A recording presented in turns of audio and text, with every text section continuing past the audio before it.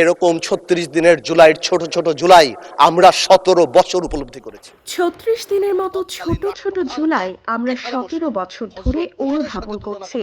জুলাইয়ের চেতনা নিয়ে দুই সময়ে দুই ধরনের কথা। পার্থকে ঘিরে শুরু হয়েছে মিশ্র প্রতিক্রিয়া।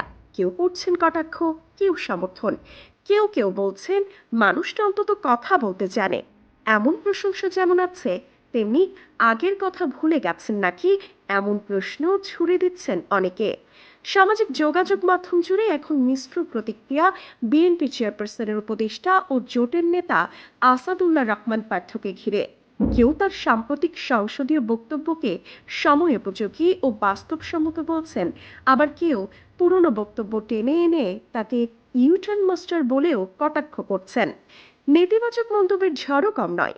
সামাজিক মাধ্যমে ঘুরছে এমন অনেক কটাক্ষ। আগে যা বলেছিলেন এখন কি সেটা ডিলিট হয়ে গেছে? ভাই, বক্তব্য আপডেট দেন ঠিক আছে, কিন্তু পুরনো ভার্সন তো আনস্টল হয় না। রাজনীতিতে এমন বাঁক নিলে জিপিএসও পথ হারায়। আগে জুলাই ছোট ছিল, এখন বড়, নাকি চেয়ার বড় হয়েছে? সংসদে ঢুকলে কি স্মৃতিশক্তি কমে যায়? পুরনো ভিডিওই এখন সবচেয়ে বড় সাক্ষী। এত দ্রুত মত বদলালে জনগণ কনফিউজড হবে। আগে প্রতিবাদ, এখন প্রশংসা। এটা কি স্ক্রিপ্ট বদল? রাজনীতিতে কথারও কি মেয়াদ থাকে? অন্যদিকে সমর্থকদের ভাষ্য আছে, পার্থ ভাই সময়ের সঙ্গে কথা বলেন, এটাই নেতৃত্বের প্রমাণ। সংসদে গিয়ে দেশের কথা বলছেন, এটা ইতিবাচক। রাজনীতিতে বক্তব্য বদল নতুন কিছু নয়, তবে একই নেতার অতীত ও বর্তমানের বক্তব্যে যখন স্পষ্ট বৈপরীত্য ধরা পড়ে, তখন প্রশ্ন ওঠে জনমনে। এবার সে প্রশ্নের মুখে পড়েছেন পার্থ।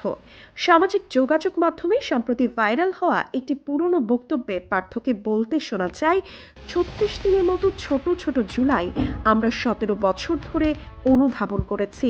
বক্তব্যটি ছিল আন্দোলন, সংগ্রাম ও রাজনৈতিক দমন পীড়নের প্রসঙ্গে। সে সময় তিনি বোঝাতে চেয়েছিলেন দীর্ঘ ১৭ বছর ধরেই তাদের দল ও জোট নানা সংকটের মধ্য দিয়ে গেছে, অর্থাৎ জুলাই তাদের জন্য নতুন কিছু নয়।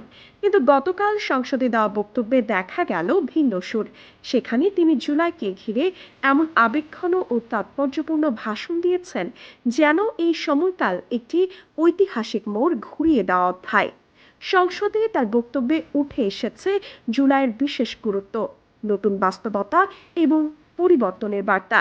এই দুই বক্তব্য পাশাপাশি এনে এখন সামাজিক যোগাযোগ মাধ্যমে শুরু হয়েছে আলোচনা সমালোচনা।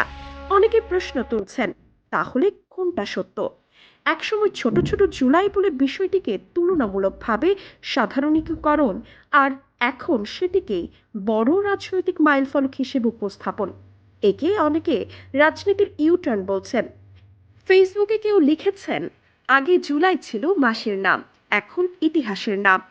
আরেকজনের কটাক্ষ, রাজনীতিতে ক্যালেন্ডারও দল বদলায়।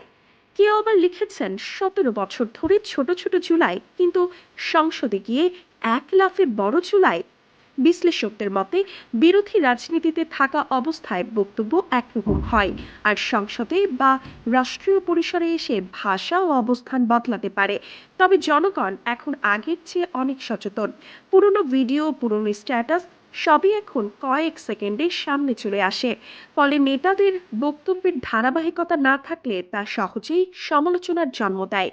সব মিলিয়ে পার্থর অতীত ও বর্তমান বক্তব্য এখন নতুন বিতর্কের খোরাক। সমর্থকরা বলছেন এটা পরিপক্কতা, আর সমালোচকরা বলছেন এটা সুবিধাবাদিতা।